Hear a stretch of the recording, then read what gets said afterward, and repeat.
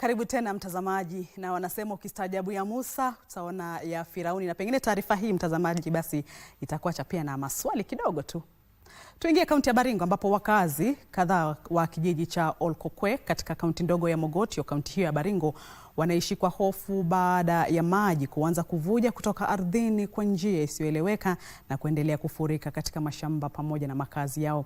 Maji hayo yalianza kuongezeka katika sehemu ndogo pahali mifugo hunywa maji kabla ya kusambaa kwa umbali wa kilomita 3 yakifunika zaidi ya ekari 250 za ardhi na kulazimisha familia kadhaa kuhama. Wakazi wanahofia kuwa hali hiyo inaweza kugeuza eneo lao kuwa ziwa jipya. Eneo hili ambalo hapo awali lilikuwa shamba kavu katika kijiji cha Olkokwe, wadi ya Kisanana, kaunti ndogo ya Mogotio, sasa limesalia kusombwa na maji. Barabara na mashamba hazijasazwa, hali iliyoziacha familia nyingi taabani baada ya maji kuanza kuvuja kutoka ardhini kwa njia ya ajabu na kuendelea kusambaa bila kukoma. Alianza na kashimo kidogo tu hivi, baada ya mwaka moja hivi ikaanza kuongezeka. Licha eneo hilo kupokea kiasi kidogo cha mvua, maji yanaendelea kuvuja katika sehemu tofauti, jambo linalowatia hofu wakazi.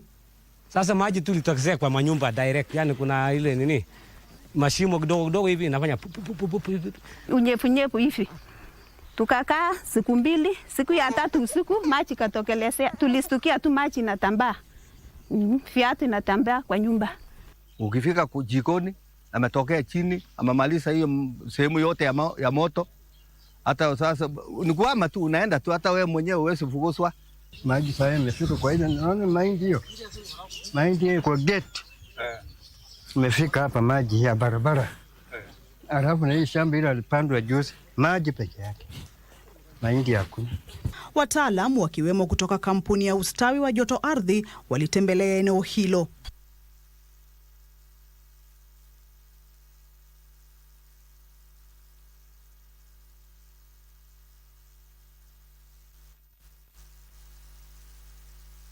Kiwango cha maji kinaendelea kuongezeka kwenye maziwa mbalimbali katika eneo la bonde la Ufa, yakiwemo ziwa Baringo na ziwa Bogoria, na kusababisha familia nyingi kuhama baada ya mvua kubwa kunyesha. Na kadri hali ya wasiwasi inavyoendelea kuongezeka, wakazi sasa wanaiomba serikali kuingilia kati haraka ili kuokoa maisha yao na mbinu zao za kujikimu.